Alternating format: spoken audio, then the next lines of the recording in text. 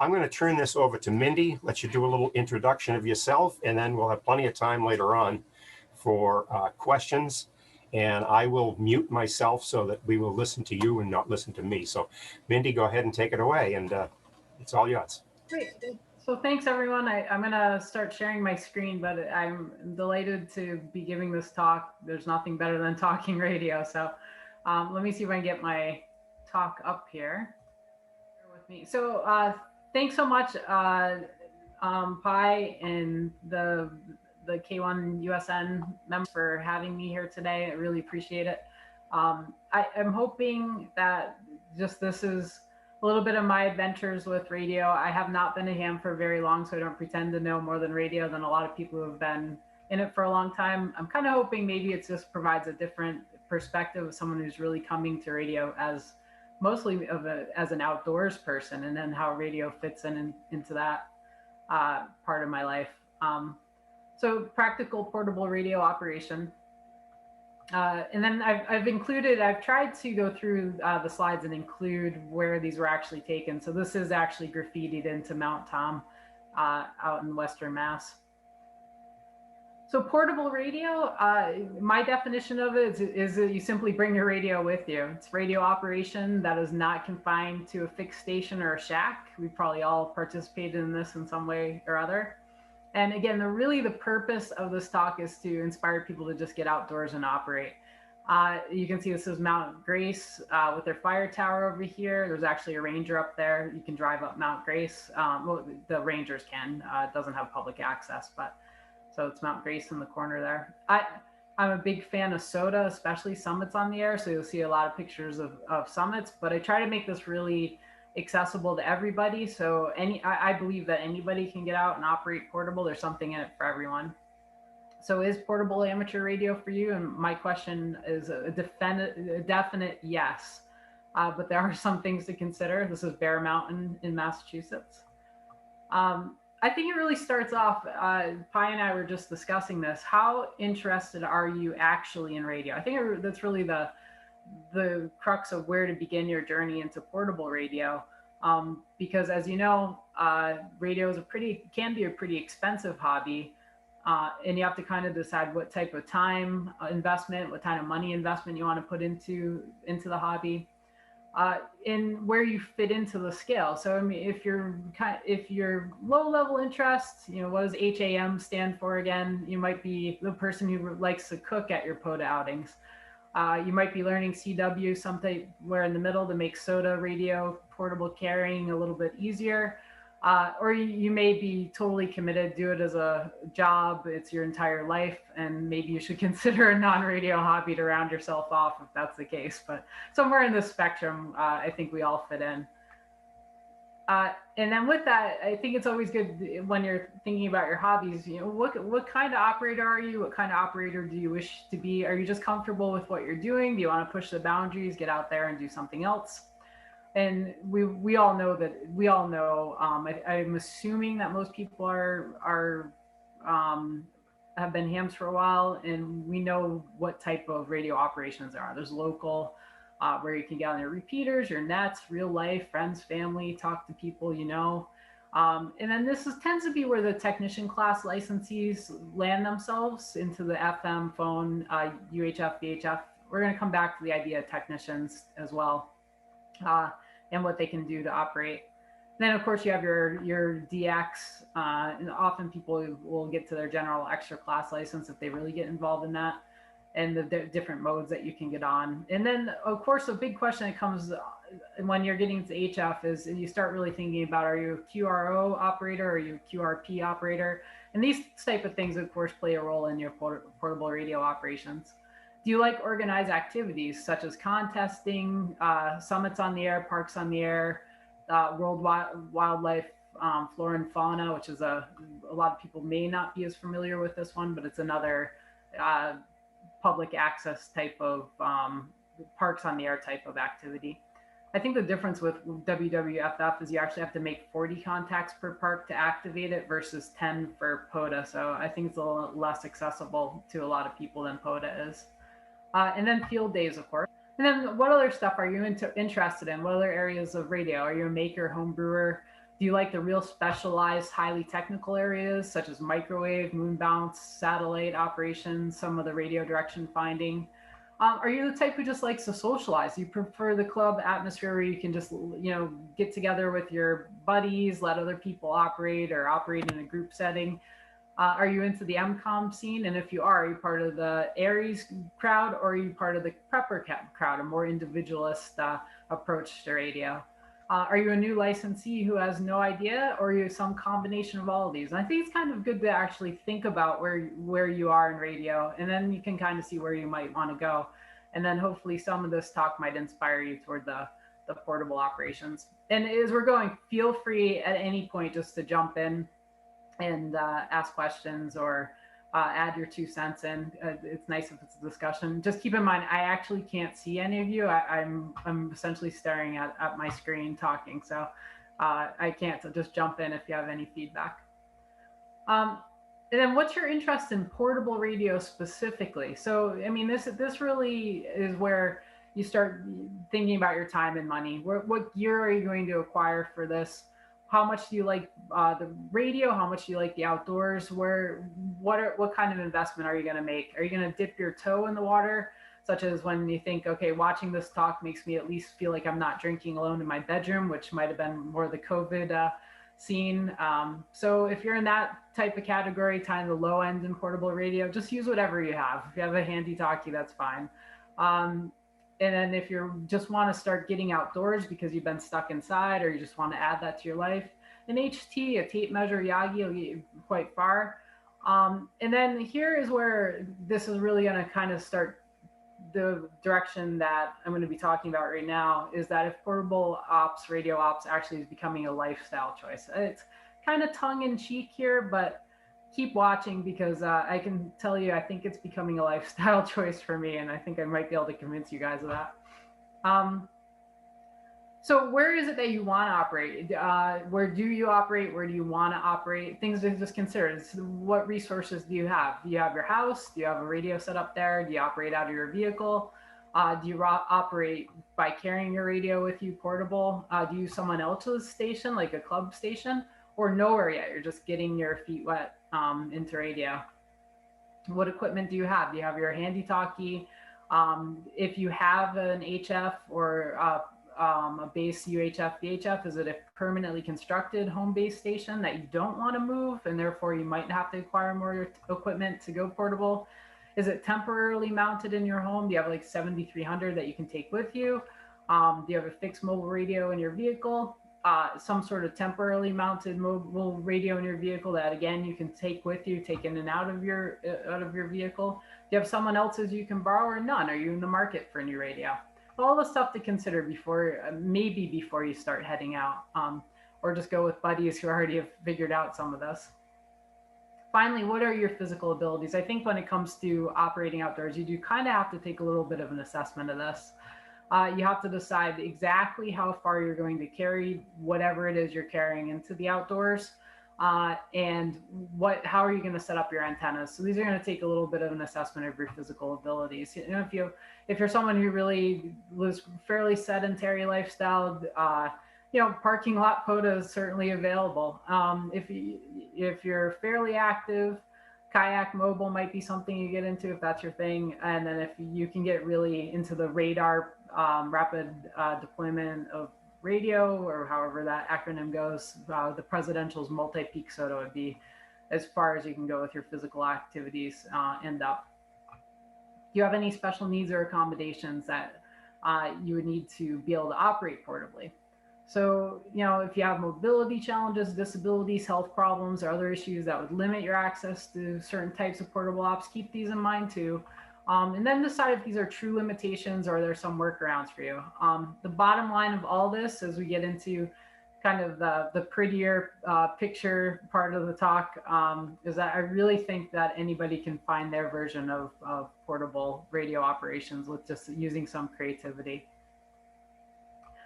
I wanted to put this in there. This is a little bit of a quiz, so pay attention to this one. Let's see if anyone gets this one. This is right here on the right side here. I think you guys can see my cursor. is the route that a group of us took for portable for summits on the air up Mount Wachusett. And we started at the visitor center, went down the Bicentennial Trail, up Mountain House, and down Pine Hill. That entire loop is only 2.3 miles. So the vertical gain of getting up Wachusett is about 728 feet. The total elevation of Mount Wachusett is almost 2,000 feet. And so it's pretty mild hike in a lot of ways. And then I wanted to contrast that over to this setup here. This is from my own GPS, where the total ascent's 1,671 feet, so more than twice the height of Wachusett in vertical gain. So from the lowest point to the highest point that you go. Or actually, sorry, adding up all of the uphills that you do together is your total ascent. And it was almost an 8-mile trip. And it took about, how long here? It took about 4 hours to do this trip. We moved at about 2.2 miles an hour. So between this, here's a SOTA up a mountain. Where do you guys, any idea? It's a local place. Any idea what hike this might be? Anyone want to jump in? Again, I can't see you, so if no one wants to jump in, you could probably say that too. So that someplace here in Eastern Mass? It is in Eastern Mass. Yep, it's a popular hike in Eastern Mass. So that wasn't Big Blue, right?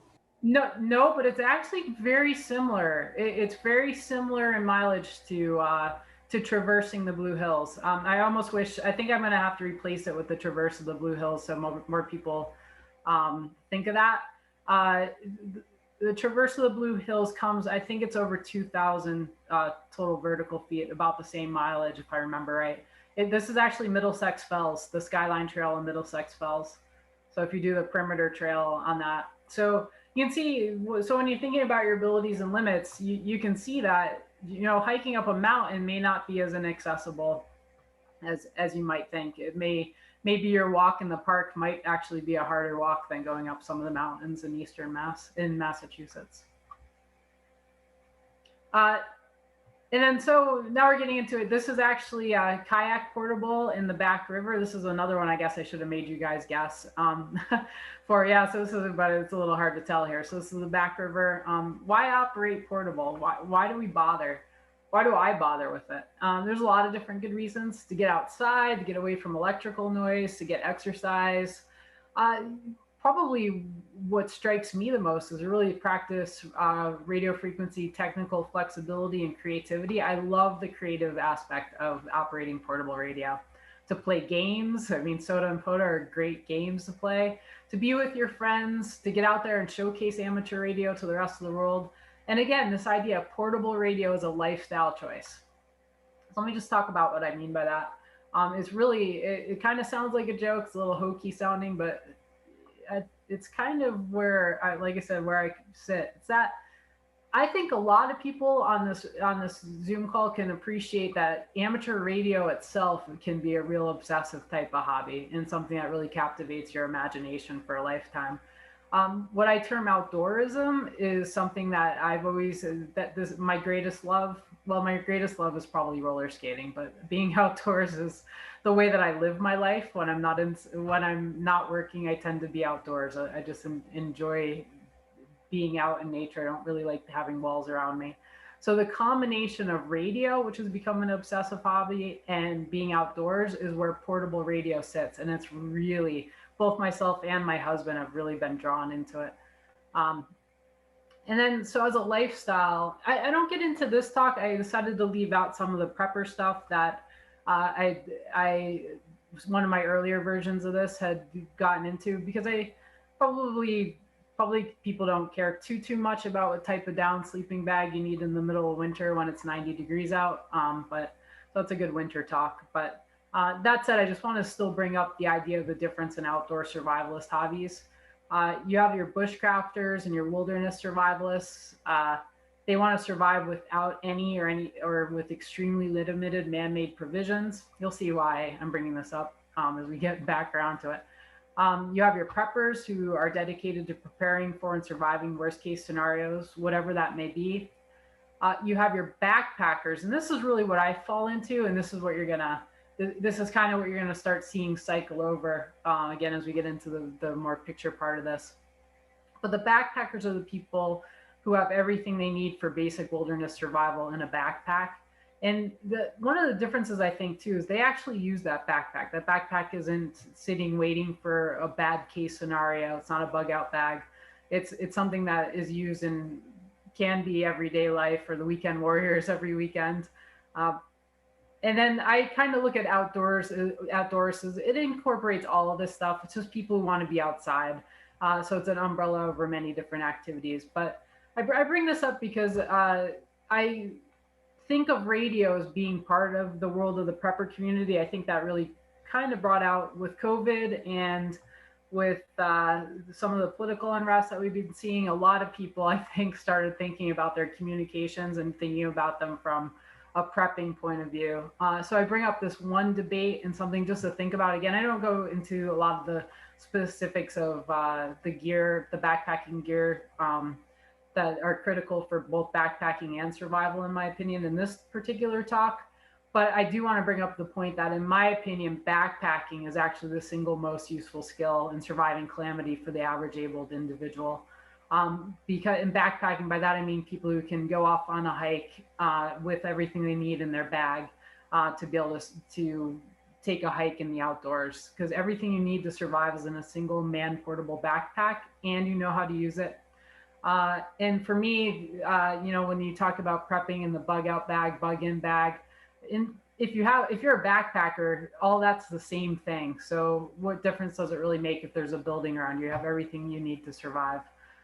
Again, you'll see some of this gear as I go through the stock. I don't focus as much on it, but you can feel free to ask questions. I put this picture up here too, because we all know there's a big toilet paper shortage at the early part of COVID, except for recycled toilet paper. I guess that was, no one really wanted that, I guess. But I would say that backpackers don't care. That's the other thing too. They have a lot of different ways. They really understand the outdoors, nature, everything else. So just putting that out there. And that brings me to another important point that I have with radio. And probably one of the driving motivations that I have with radio is that I believe communication is freedom. I strongly believe portable radio is an expression of freedom. I felt this very strongly through COVID, and using portable radio is a real, it feels a little renegade at times, I have to admit. And then portable radio is quite creative. And for me, freedom plus creativity is really bliss for me. So you'll hopefully, as it's like a long teaser here, but hopefully I'll be able to convince you of some of this. I wanted to just take a bent toward, especially the beginning part of this, that there's a lot of focus on getting into HF, getting your general, especially your general, getting your extra at some point, and the idea that you can't enjoy radio to the same degree as with your technician's license, and how can you really operate portable without getting into HF? At least what a general would allow you access to. And I'm starting to now kind of circle back on this. I would have believed this too, but now as I get more into the hobby, I've circled back. I think that the tech privileges, when you really look at them, are quite significant. They are not insignificant. Let's put it that way. There's a lot that you can access with just your tech privileges. So I don't think anyone should just poo-poo the idea that they're technician level, not having general or extra, because I think what happens, and somebody brought this up to me at one point, that there's a lot of downplaying of tech privileges, saying you have to get your general in order to really enjoy radio. And I think that might be a deterrent for people who get into the hobby and then feel like, okay, well, they can't really have fun with the license class that they have. Now they have to do something else. And so I think maybe taking another look at what the techs are able to do and then promoting that might be a way to drive people into ham radio, or at least get them on the air using their licenses, rather than saying, okay, well, that's great that you got this, but now you have to do even more before you have fun. And so with that in mind, I wanted to put up a bunch of stuff that you can access. Of course, you can do this as a general and extra, but you can certainly access it just as being a tech. don't discount the UHF, VHF portable ops. So just with the handy talkie, you can do FM satellite ops and put a couple of different uh, scenes here. That this is our farm, my husband and I's farm in upstate New York. This is a parking lot and an ice cream parlor up in Amesbury, Mass. That we're doing some satellite work, and then South Boston. This is Castle Island, and then my husband's Alfalfa 1 Foxtrot. For what it's worth, he became a ham after me. He's kind of followed me in my pursuit through this too, and really has gotten into it, especially POTA, probably even more so than me at this point. Not SOTA though. He has a while to catch up with me with that. This is, I think this is another way to look at radio too. I think a really important way is your handy talkie can be a real gateway to unusual places if you're creative about it. We probably all kind of know this. But it's the idea of this being a hyper local traveler. There's so many really interesting and neat places that when you get more involved with radio, especially let's say parks on the air, you have a list of places of parks that you've probably never been to, many of them in a lot of cases. And so now you have a reason to go there and explore them. So this is the Quincy Quarries in Massachusetts doing some satellite work up at the top of it on a pretty busy day, I have to say. This is it for you guys who rock climb. You may know this is the K-wall here. And we did a lot of climbing back in the day in the quarries. Probably a lot of you guys remember when it was actually a pond there, but there was actually water in the quarry, but I don't remember that. We've done a lot of stuff with the Bristol County Repeater Association. They have regular fox hunts. The next one's coming up July 31st, and we plan on joining them. So amateur radio direction finding, something you can do with your tech license. Just some of the gear that we use here. CW, of course, someone called me out on the talk at one point and said, you don't have any mention of that text can do CW, of course. This is the CW station at Field Day. This was just this past weekend, getting involved. These are things I really wasn't aware of when I wasn't a tech for very long. I think I only had my license for a month before I upgraded to general. But the VHF contest didn't appeal to me at all, and now I'm circling back. So here you can see this is my green van, and you can see, you'll see I call my van Limey, so Limey becomes a part of the story quite a bit. But I have a mast on the back with a 6-meter beam and a 2-meter beam, and we joined up with the Bristol County Repeater Association at their Fort Phoenix State Reservation group POTA, and it just happened to coincide with the CQ Worldwide VHF contest. So I went ahead and got myself involved in that. You can see this is a reflector, just keeping the sun off my radio here, and then back to the van. So other things that you can think of doing too with operating portable is getting out and contesting portable. My husband and I, we have 3 different complete radio setups when it comes to our battery tuner and radio. Plus we have multiple coax and antennas. And so we try to get out in little groups and actually operate contests with them. So this was the New England QSO party. I'm sorry, this was the North American QSO party back in January. And you can see we're in a little outbuilding in Athol, Mass. And really what this outbuilding is, and again, this is where the outdoor lifestyle comes into play, is a little lean-to on a conservation area there. We spent the night, my husband and I did, the other person we were with, we actually walked them back in and out because they weren't prepared to spend the night in the middle of January in a shelter. So just interesting things you can do with radio. This is another contesting event. This happens to be the New England QSO party. We're at Pope John Paul II Park and activating Suffolk County in Boston. We actually did really well as a group. We were a multi-single transmitter, sort of. We should have been a multi-single. It got a little bit messed up and we never ended up submitting our scores. So it's kind of the fish that got away, but we had a good 60 contacts out of a few hours at the pavilion at PJP2 Park. Another thing that I don't think people think to do when it's operating portable, but it's really a lot of fun, and we've done it a couple times now, is operating special event stations. Again, technicians could easily do this with a control operator. Both my husband and I are extra, but certainly we have people with us for these events that we can get on the air, obviously, as control operators. So it's just something to bring people in together. This happened to be the W1E Hams All Holidays on Air celebration, just something I randomly made up to celebrate all the holidays that were lost because of COVID. And we ended up activating from Castle Island in South Boston. This is going to be a recurring one. The K1S, I hope you guys get it. The Kiss Happy Hams Valentine's Day. This was us at Whitehall State Park with another special event station. And for this, we really go all out when it comes to these things. We have our special event station QSL cards. Each of these, we got about almost 200 contacts for each of these, which for us, we thought was great. So we sent out special QSL cards for them.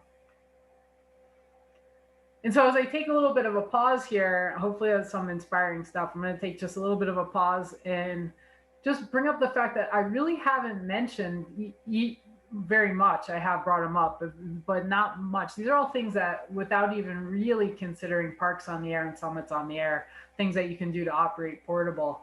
These two programs are outstanding programs. I personally think that, in my mind, part of this is kind of the purple car theory. If you go and buy a purple car or lime green van, you start to see them everywhere. You really don't see lime green vans everywhere, but that idea is once you start looking for something, you start seeing it. But to me, I do sense that with the Parks on the Air program becoming increasingly popular, I think there's more and more portable radio operations that are occurring, and more people are getting into it. It's really drawing in kind of the outdoor set, who a little technical bent, who kind of want to have fun out there. And especially now, you can see the different group activations popping up, including I know it's not quite a POTA, but the Great Hill Gang, which I keep wanting to get to. But Parks on the Air, I really think, has been one of the impetuses to get people out and on the air portable. And I will highlight that the only award that I care about is the Summits on the Air SOTA program. This is the only one I like. I like very much POTA. I like activating it, but I don't care about whether or not I get the wallpaper from it. I do care about getting my mountain goat for SOTA. You need 1,000 points in order to get your mountain coat. It's very difficult in Massachusetts because all of our mountains are essentially 1-point mountains. So it'd take 1,000 hikes up. You can activate one time per year per peak. So you can see that's an endless pursuit. I've activated 30 plus mountains. It might be 35 or so now. And have I only have a little over 100 points. So I'm going to keep trying because we have to get to 1,000. They'll have to carry me up by the time I get there. So anyways, the SOTA and POTA, and again, from a technician point of view, here is just 146.52 on top of Tully Mountain. Over here, though, this is actually HF. This is 10 meters. I'm trying to find the antenna. There's a 10-meter antenna that we activated to on top of Tully Mountain. This is Mount Toby, and this is just a handheld without having a Yagi from the fire tower. Another SOTA activation on 2 meters. And again, I know this is something that's near and dear to the Great Hill Gang and the K1USN heart. The idea of group activations. This is another place I think that radio shines, because Pi and I were talking again earlier, right before we started, and just about how getting through COVID, we between Zoom and learning how to connect through the computer for the different club activities, but also using the outdoors as kind of a clubhouse too, became a thing that I think quite a few of us started doing. So these group activations are what I think of as go play portable radio with your friends. Is become a real thing. I have some theories on how to host a group activation for people who want to do this. I don't really think you need to do it as a club. You just need to have some friends that are interested in radio. But I have a way. I think if you're going to be the person who decides on whether or not you're going to have a group activation, then don't wait for someone else to organize it. Just take charge of it.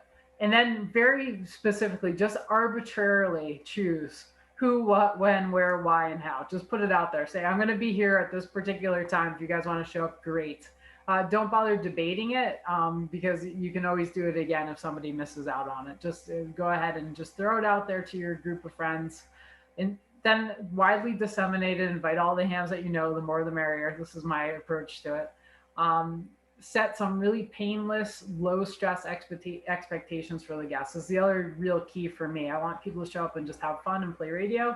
So the idea is always come if you want, leave when you want, bring what you want, get on the air if you want. It's really a very low stress type of thing. Just show up if you feel like it. And the goal just simply to be simply to go and have fun. That's the entire goal of it. And I think you have to just be willing to, if you're the organizer, you're going to have to function as the group host because they are going to need one usually in most situations. So I don't have a lot of activation time during these events, but they've been very successful. So this one is the SOTA that we did in Mount Wachusett, and we have both a group of hikers as well as people who drove up to the top. That drive up mountains make great group activations for SOTA, so you can have people who can't access it otherwise be able to participate. This was the Parks on the Air at Lake Denison Recreation Area out in north central Massachusetts. And you can see we're putting up a few. This is a buddy pole that's going up. This was a 15-meter beam that somebody was trying out. We have various radios. There was a Wolf River coil in the background. So it's a great way, too, to see people's equipment, especially as they start stepping it up. This was I think a lot of you probably knew about this one. This was our Parks on the Air, our POTA of the Blue Hills Reservation at Houghton Pond. We had a great turnout for this. This is a lot of us made it into a single picture, which is kind of nice. We had some earlier ones. You can see we're all masked up because of COVID. So this was the Hopkinton State Park activation in the middle of winter. And then the first one that we did was fall of 2020, again, during the height of COVID at Callahan State Park for a group activation. So we've been getting out and doing these. They've been a lot of fun. I think it's a great way to experience radio with clubs and with your friends. So at this point, I'm going to just turn a little bit to radio gear choices. Does anyone have any questions or anything they want to bring up at this point? Okay. So you're just seeing one of my first POTA that I did at all was in Wells State Park in Sturbridge in Massachusetts. You can see some of the gear. This is a 40-meter OCF. Frequency Devices is the company, and I really like this radio. I'm willing to put up an OCF for POTA. I have no problem at all. I like wire antennas. So when you're thinking about getting out and operating portable, I think one of the biggest decisions is what transceiver are you going to bring. And we talked about a lot of the things you have to think about as when you get into wanting to operate portable. But you really need to decide, are you going QRO or are you going QRP? That's really that's going to be one of the fundamental decisions you're going to make. And I think a lot of us have the advice, and maybe people disagree, but I think for beginners, it's fun to be able to make the contacts. And I think beginners have more fun with a QRO radio. I'm sure that's debatable, but from my point of view, that's what I would think. I still have more fun with QRO. As you get more experience, it becomes more fun to make more difficult contacts. So QRP starts becoming a little bit more fun. I just made a 10-watt contact. Whenever I make a 10-watt contact out of my home in Southie, I'm pretty excited about it, given how my antenna runs along a privacy fence at about 5 feet, 6 feet high, down an alleyway. So any QRP out of Southie makes me pretty excited. Are you going CW only? I mean, if you're going CW and or QRP, you have many. If you're going CW and QRP, you have many options to build or buy. I'm not really going to spend a lot of time discussing this part of it any further. I'm not a very good CW operator. I'm trying to learn, but I'm not at this point very good. So I don't have all the knowledge of what I would like. I'd probably go with the KX2 if I was a serious SOTA CW operator. if weight is not a consideration, use whatever radio you want that you can carry, that you can find in stock, I would say too. But if you're not concerned with weight, then go with whatever you want. If you're UHF, VHF only, use whatever you want.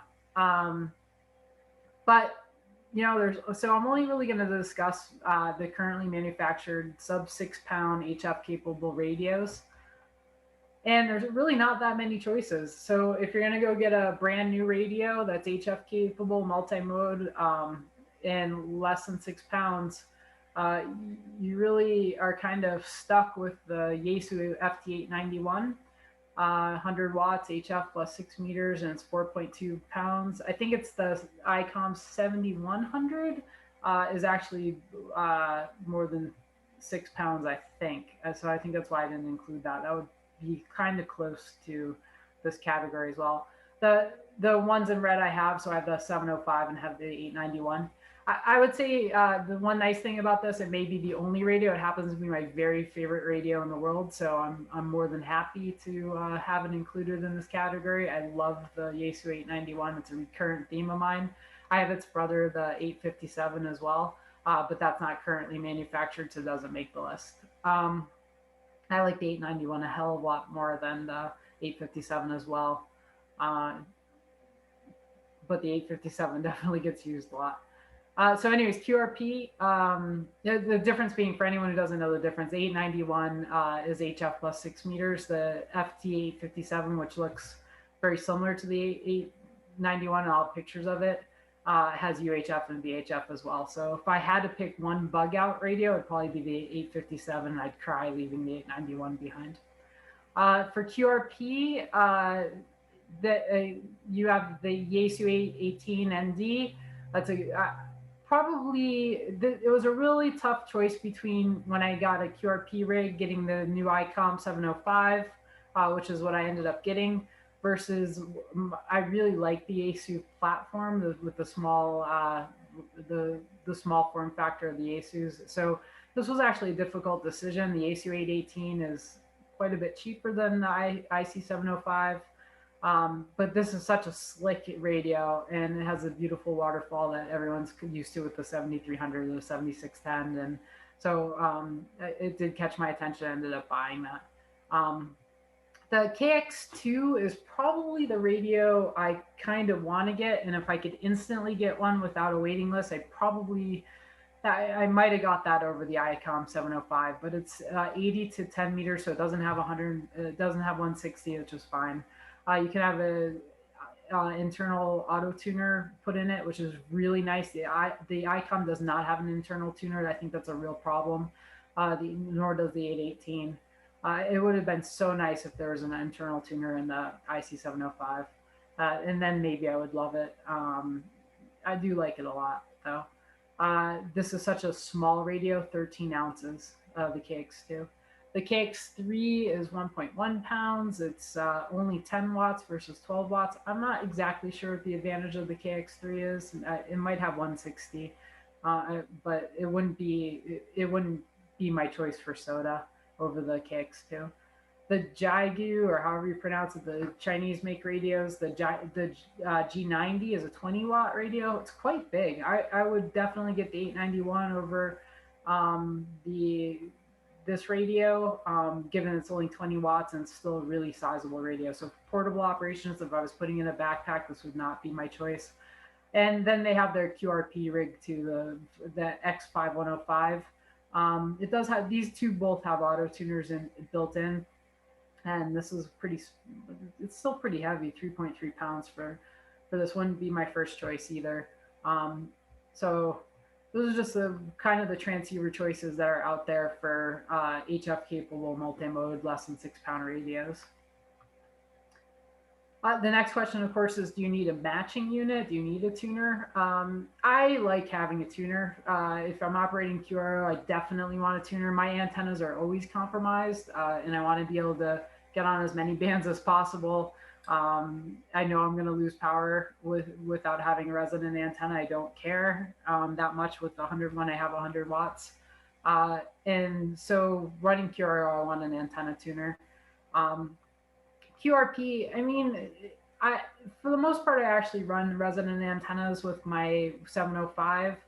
I'm starting to change that up just a little bit using a new tuner that I'll talk about later. But again, it's kind of, if you're running QRP, you really want a tight setup where you don't want to lose any power, because it might be the only way you're getting out is saving every last watt, fraction of a watt, in my opinion. So this is my early kit. You can just see this in this bunch of stuff that you see here. These packet kits for people who do have 891s, it happens to fit the 891 like a glove. I use a 15 amp hour BioNO battery, an LDG Z100 plus auto tuner. I have the microphone, the power cord, the YACC cable, and that all goes into this packet. It's called Packet, is the brand name of this bag. I use 50 feet of RJ8X coax with PL259 connectors. In this early on, I was using, I mean, I change my antennas all the time, but I liked using a 40 meter OCF. Bring headphones. I often will bring my analyzer with me. I have the AA55 zoom. I just got the AA650 zoom for VHF work, which is kind of a luxury purchase. I bring a handheld. It was a Bofang back in the day, and a logbook. This is just another picture of the gear outside of the case. Again, the LEG auto tuner, the Yaesu 890. Oh, I'm sorry, the 857 with the rails. BioNO 15 amp hour battery.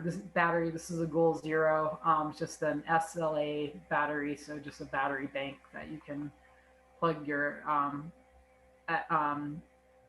other peripherals into. And then just another look too at the different setups. Again, we have between my husband and I, we have three very similar setups. We each have the 891 and the 15 amp hour BioNO and an LDG tuner. And this is the 857 with the same Z100 plus tuner and BioNO battery. And then we have another, because I have both the 857 and 891, and my husband has a separate 891. This means that we can contest together and we can go out in groups, and which is why I put this here, to show that we really have a use for bandpass filters, because we put multiple radios on the air together, and they really do help, as a lot of people know, I'm sure, from field day and your own portable operations. So we have a full set of bandpass filters as well, so that we can get the radios up without interfering with one another. Anyone who has an 891 might want to know that it fits into a Ziploc, a gallon-sized Ziploc bag for when you go kayak portable or take it near the water. So this is a handy thing. I wouldn't rely on it 100%, but it's a little extra layer of protection. In talking batteries, I think that the lithium iron phosphate battery, the lithium battery, is probably the real game changer in radio. It was, when I became a ham, these batteries were readily available, but for people who wanted to operate portable and needed obviously a power source, relying on a lead acid battery, it's really heavy, bulky. You can only take it so far. So you wouldn't have a lot of the same potential of necessarily hiking with 100-watt radios. And so I think that, to me, to use a really overused phrase, I think the lithium iron phosphate battery in particular is a game changer for ham radio, and especially portable radio operations. So if you're running QRO, what are your choices? You can use your deep cycle sealed lead acid battery. These are very heavy, of course. They'll discharge, the discharge is only about 50%. So if you have a 100 amp hour battery, you're only taking that down to 50 amp hours tops, most likely. And as you use that battery, your voltage is going to drop, as well as you discharge it, your voltage is going to drop.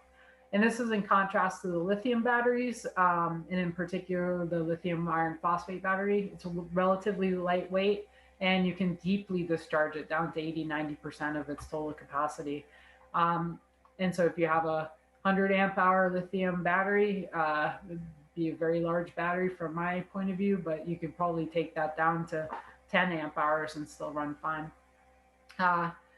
The thing to watch out for, and one of the reasons they put this up, is that a lot of the BioNO batteries are quite popular. I'm sure there's other brands. I particularly like the BioNO. They come stock with the Anderson power poles on them, and I just like them, and they've done really well for me.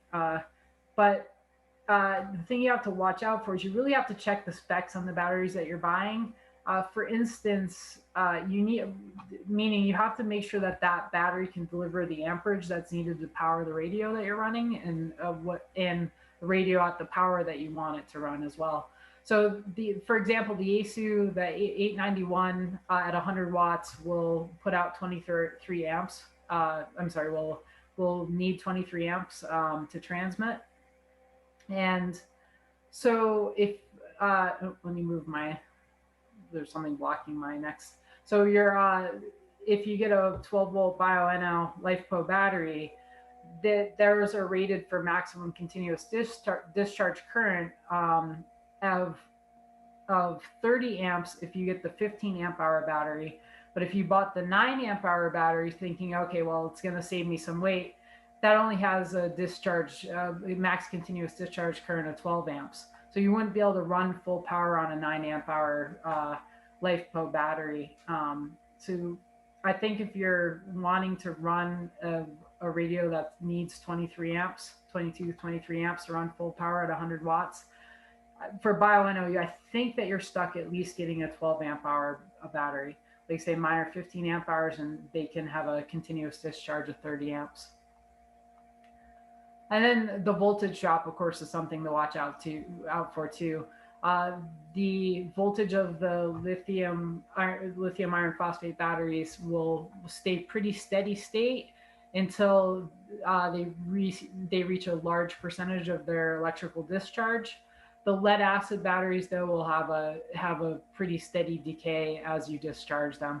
So if you need a constant voltage, which from my understanding, a lot of radios tend to like, a LiFePO battery may be better than a lead acid as well.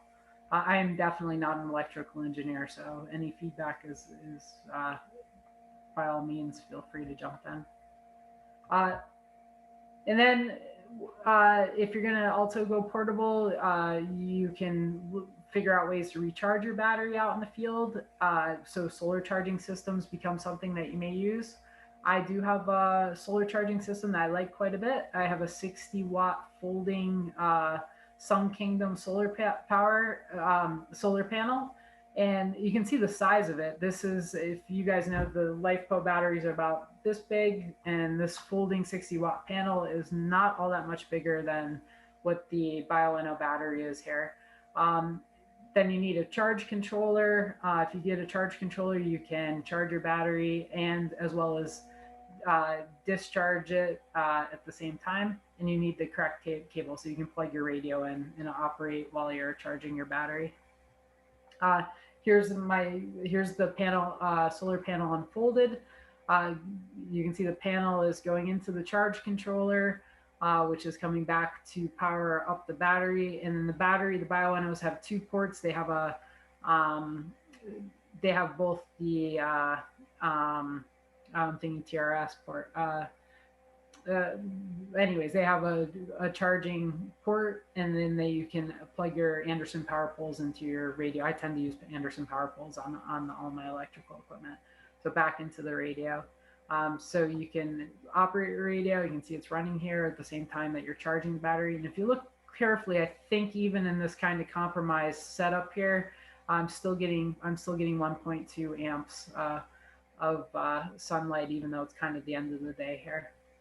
Some more areas that I set up my solar panel. This is camping in a tent here, so I'm chasing.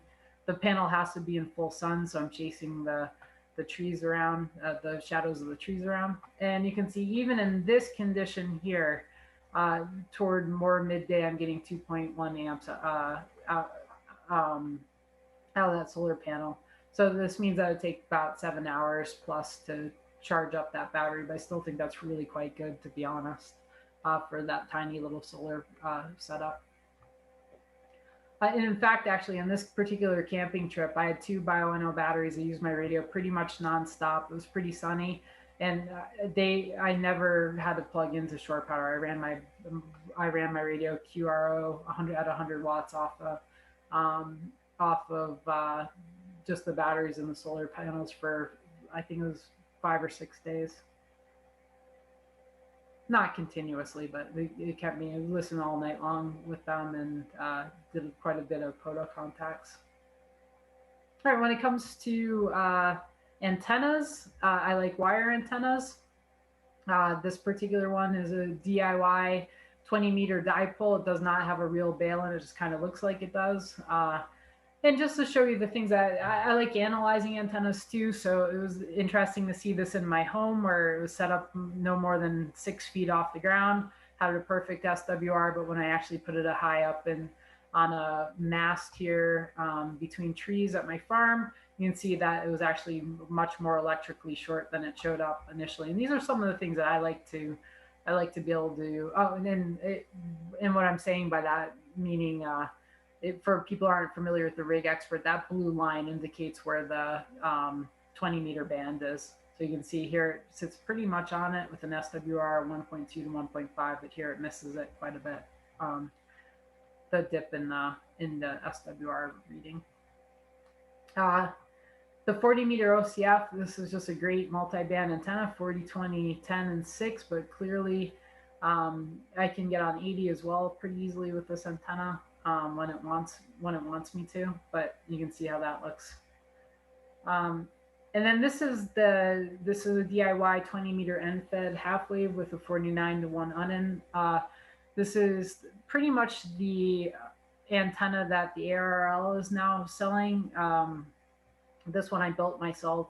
I have a bunch of instructions on this up on my website, and at some point they started selling a really similar version of this. But you can see my SWR is all off here. It doesn't matter. I made a bunch of contacts with this anyways with the tuner. So this is a really successful antenna. This is a great antenna in a lot of ways. And the 49 to 1 unknowns are just a great device to have. This is a DIY 10-meter dipole with coax, and this one uses just a toroid choke. And you can see this is where the 10-meter band is, and falls squarely within the 10-meter band. The SWR dip between 1 and 1.2, almost down to 1. My favorite antenna, as well as my husband's favorite antenna for portable ops, is the Radio Waves 20-meter end-fed half-wave. This is the antenna. When we hike, when we're doing SOTA, this is almost probably 90% of the time, probably more than that. This is the antenna that's going with us. It does not have great strain relief, unfortunately, so it breaks. The radiator breaks all the time. You just fix it and get back out there.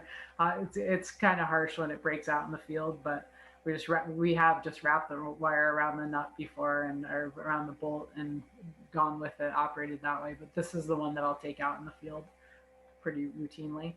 Just other antenna ideas: 2-meter, 70 centimeter fiberglass antenna on a tripole. That's just down the alleyway. This, if you look really carefully, you can see my wire antenna. This is a 40-meter OCF running along the fence. So this is how I operate out of my QTH. Masts are another thing. I very much enjoy different types of masts. The ones that I use are a military mast. Mr. Longarm's painter pulls are my absolute favorite. I now have a fiberglass mast and a tow hook that I use quite a bit. I think I showed a picture of that. A collapsible bamboo fishing pole, trees, and found structures are possibilities. So here you can see the military mast out at my farm. We were contesting there, so in the ice fishing tent here. So we went overnight in our little tent. This is me setting up along with my husband the military mast. This is a Mr. Longarm's painter pole, about 22 feet, I think, 23 feet in length, holding up the 40-meter OCF. This was an 80-meter OCF on the military mast, and the rest of the lines are guy lines. We were at the Chester Railway Station and Museum in Massachusetts. We stayed in this caboose for winter field day this year, and set up our antenna, an 80-meter OCF here on a Mr. Long Arms painter pole. We had terrible luck. We made exactly one contact. It was terrible. I still don't really know why. The radio gods were not with us that day. This was a little trip we took to Virginia, Ferrystone State Park. Again, you can see how I use the painter pole. It lives in my van. I have two of them. They live in my van. You can make out the bail-in of the 40-meter OCF. This is the squid pole, or the bamboo fishing pole that has the end insulator of the 20-meter OCF taped to it because I'd forgotten to bring rope on this hike up one of the mountains in Virginia. This is a way that I use my painter pole. I'll just often bungee it to a tree as a way of supporting the end of the antenna. And then I love to use found structures, and I love to operate off found structures. This was Mount Untitled in the Catskills, and there was no one up here at this time. It was really late at night. You could drive up this summit's on the air, and I just went for it and went ahead and put the OCF up on the tower here. This was Pope John Paul II Park. This was for the New England QSO party. Again, using structures that you find. Painter pole stuck into a down tree is how we set up this particular, again, my 40-meter OCF. And then if you look over here, you can see in the distance another painter pole that's lashed to the pavilion, holding up the 20-meter end fed. So being creative with your antennas, this is part of I think the brilliance and the absolute awesomeness of radio for me is how to set up these antennas. This was the June VHF contest where I really was trying to get this mass system dialed in because I wanted to use it for field day. So on the back of my van, this particular setup did not work without having a couple. It worked okay, but it was quite floppy, the mast, because of a lot of play in the tow hook. So I tweaked that, and it worked a lot better when you saw it in the other picture with the beam on it.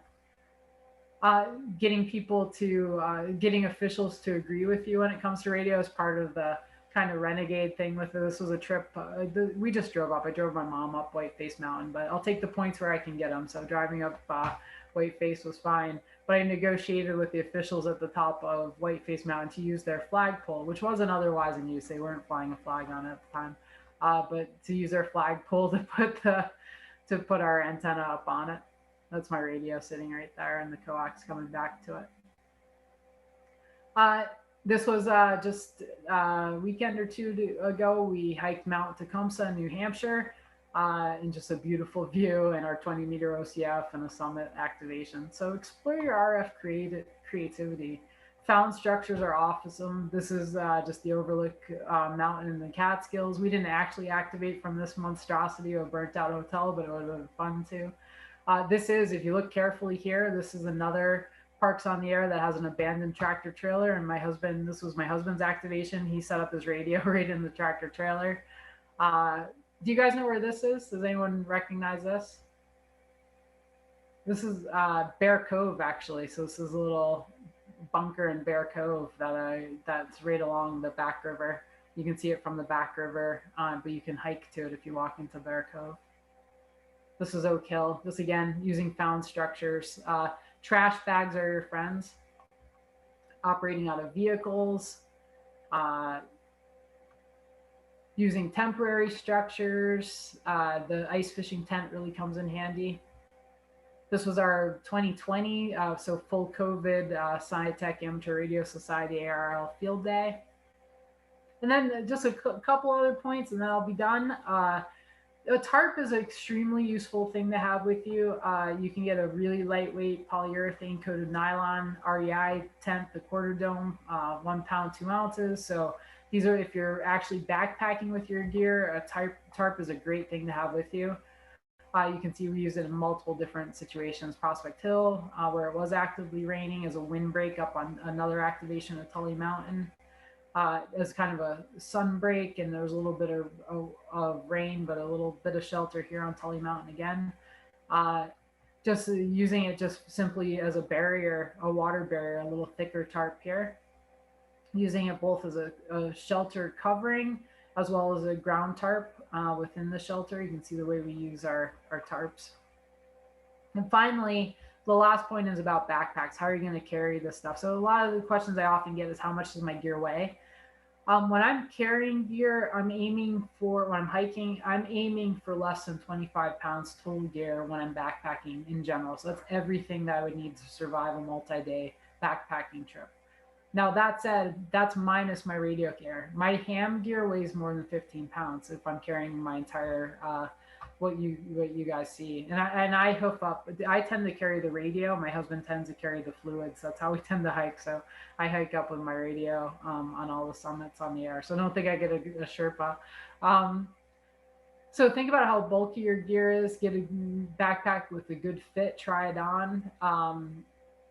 Then the important point that I want to make here is that you have a lot of choices in frame types, and my go-to bag for hiking is actually a JanSport. These 2-pouch JanSports. I can easily carry 20 pounds comfortably in this particular backpack. So you don't be fooled into thinking you need a framed pack.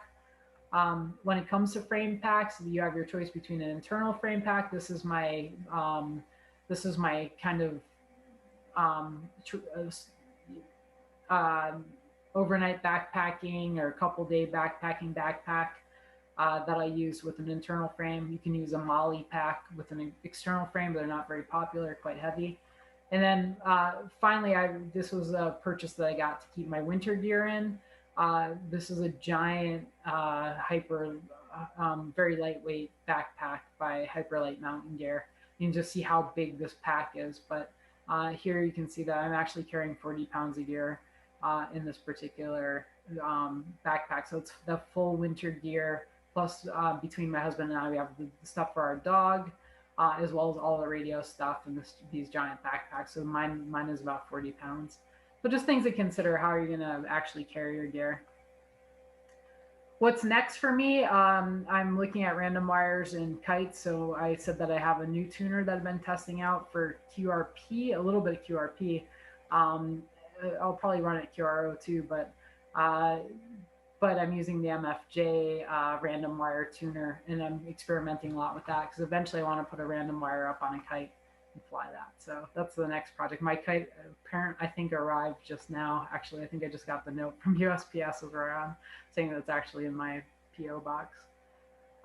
So anyways, thank you very much. I appreciate it, letting me take the time to talk here. Hopefully I didn't run on too long. I'm happy to talk and take any questions.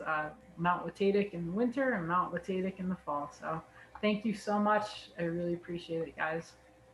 And I'm gonna stop sharing my screen here. Mindy, I'm blown away with the fact that this has been such a rapid from zero. You went from 0 to 100 as far as your ham radio career. If you started in, what did you say, January of 2019? So you already told me some things that I was unaware of, and I thought I had been around for a while and had learned a lot of things. So this is great. Let's I had a few comments I was going to make, but we'll open things up. But when you mentioned about kites, I was going to ask you about balloons. Now, obviously, that's not something where you would, if you were backpacking. But I know you go to some drive-up places. I wonder if that's anything you've considered. I've done a little something with balloons, and between balloons and kites, you have some static electricity things you have to kind of concern yourself with. So have you thought about balloons at all? Not in particular, because I am thinking of doing it up on a mountain, not specifically. That said, I think part of the fun of ham radio is once you get an idea to see if it'll work. So I don't have a lot of experience with balloons, but I'm more than happy to come down to Weymouth and put one up. Okay, all right. Well, that's And just more food for thought. Yeah. I am really worried about static. I'm considering that's actually one of the things I'm experimenting with quite a bit is how to go ahead and ground the kite. I'm very because I would like to hike with it just for the sake of seeing if I can. I have a 7-foot kite coming right now, which is a little bit of overkill, but that'll be the next project I'm working on. And I'm looking at being able to maybe carry a portion of a copper rod, a copper pipe with me if I'm going hiking with it, but not sure yet. That could be your walking stick. So let's see if anybody else has any questions here, and then I had a couple more comments to make. So go ahead and open it up to anyone else here. Go ahead.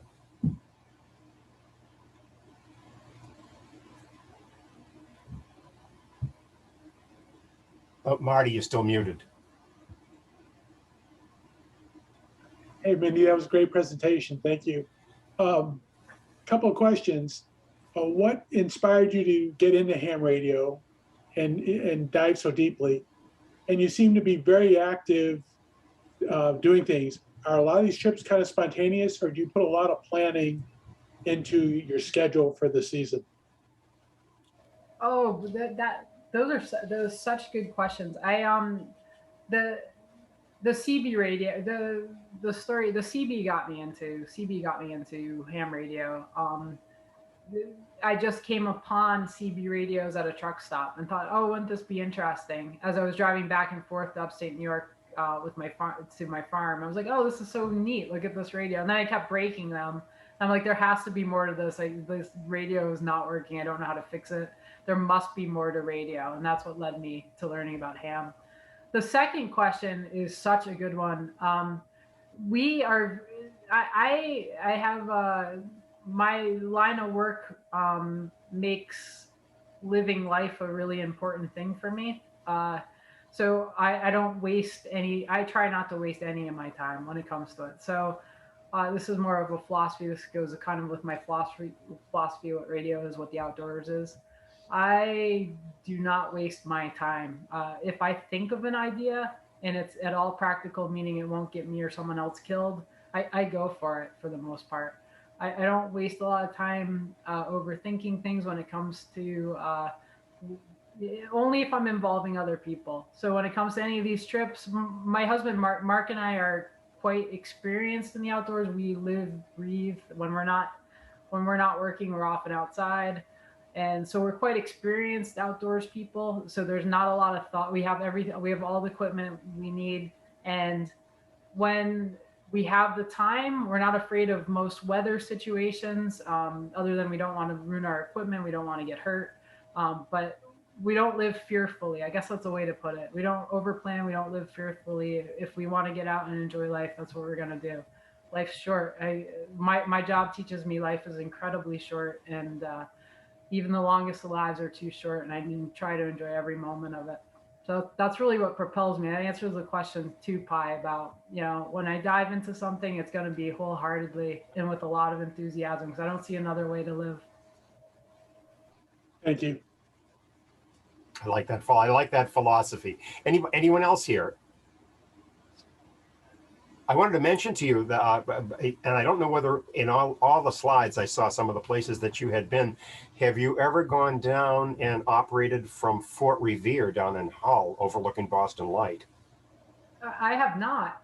I might, now that you bring it up. That's all it takes sometimes. I mean, you could probably, and where you like to carry your stuff, you could probably even take the boat across from where you're at, right over to Hull, and then hike up to the top of that if you wanted to do it that way. But you can drive right up, and it's a spectacular view overlooking Boston Harbor, and you can see why they built a fort there back during the Revolutionary War. It has a great command of the entrance to Boston Harbor.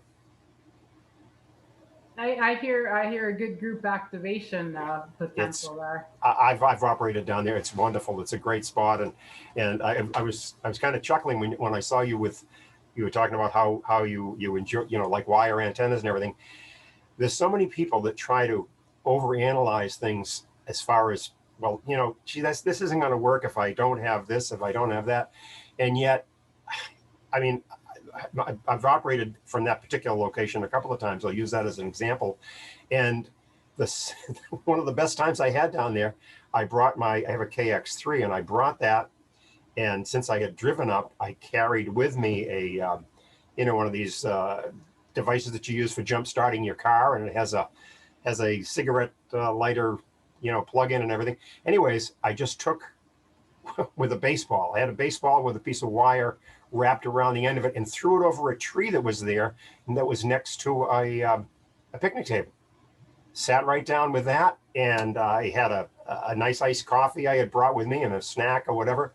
Got on and made, you know, maybe a dozen contacts just sitting there, and you know, with a view like that over the harbor, and I mean, it was very spontaneous. You know, when Marty talked about planning, it is great to plan if you're going for any long distance, but that's right in our backyard. So that sort of thing, that or the guys going up on top of Great Hill or whatever, all those things are just so easily accessible. There's really not a good reason to not attempt something like that. You know, Spectacle Island would be a great place too. You take a little boat ride out in the Boston Harbor, and you know it's built up high enough that you could, you know, that's a great place too. So yeah, that would probably be a magical trip to do a group Boston Harbor POTA. Or I think those count as IOTA, some of them. The harbor. I think that would be something I'm going to put that on my list too, because that's something I think people would remember forever, doing a group POTA out that way. Yeah. We had an opportunity as a group to go out on and operate from Boston Light a number of years ago, and it happened to be, it coincided with International Lighthouse Weekend.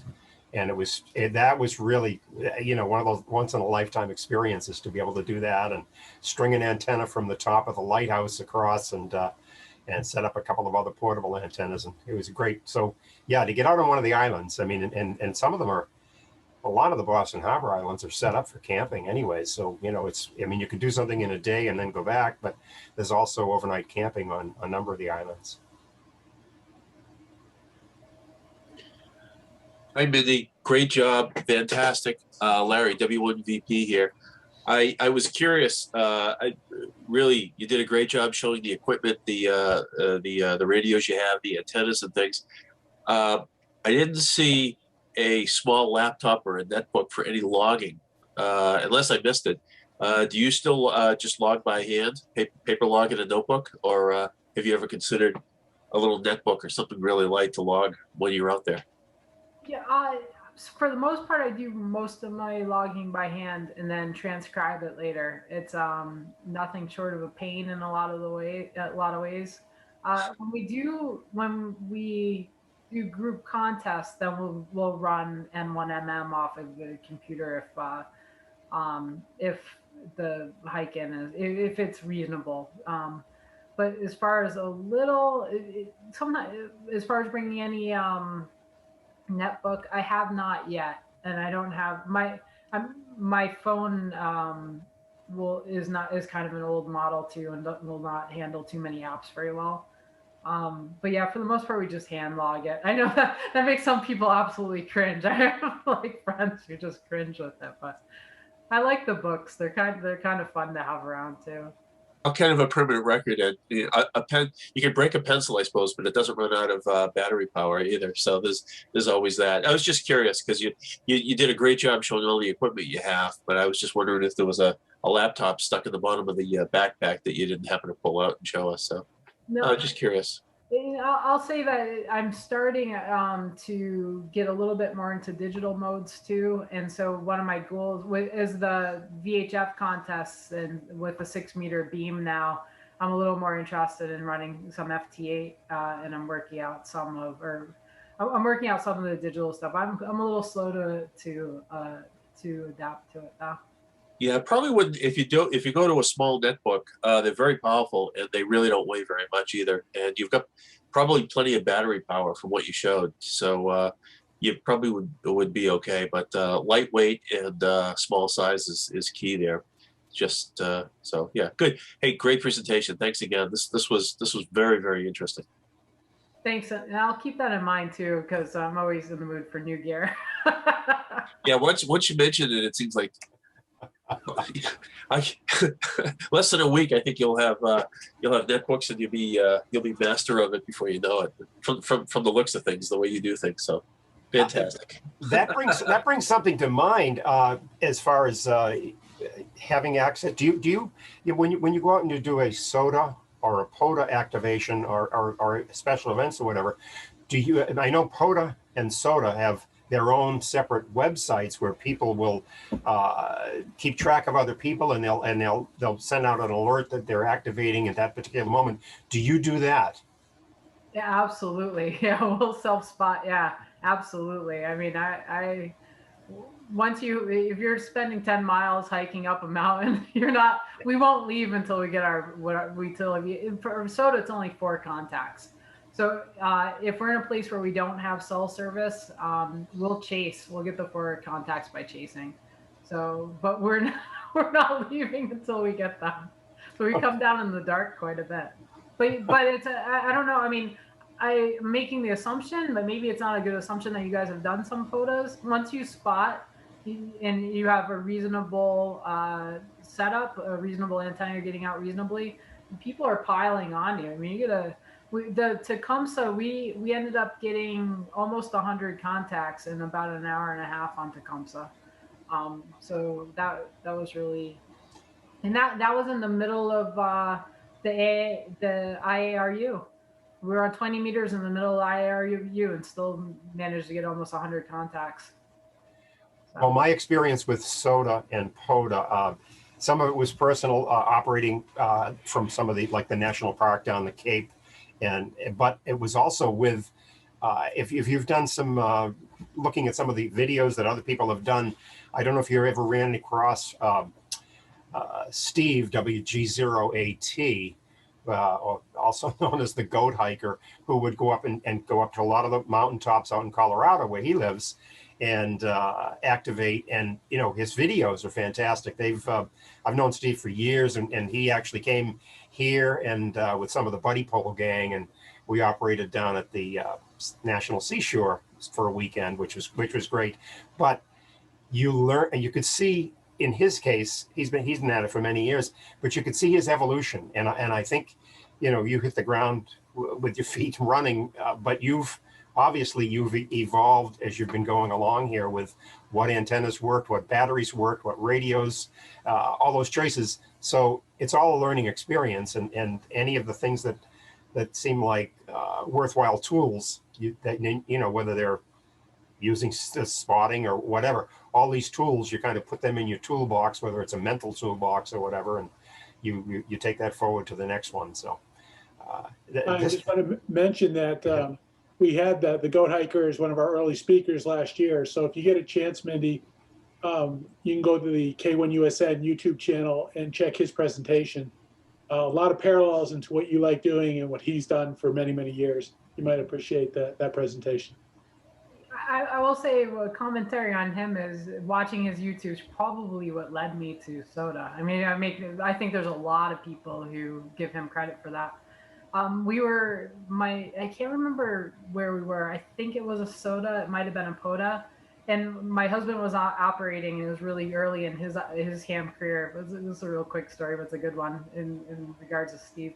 And he's sitting there operating away, and then he goes to me, he goes, "Oh yeah, I think that's he called him my buddy, not my buddy, I don't know him, but yeah, that's your buddy, the guy you liked on YouTube just contacted me." And I'm like, "What do you mean?" He goes, "Yeah, WGOAT. I'm like, "Are you kidding me?" I'm like, "You get the contact with Steve?"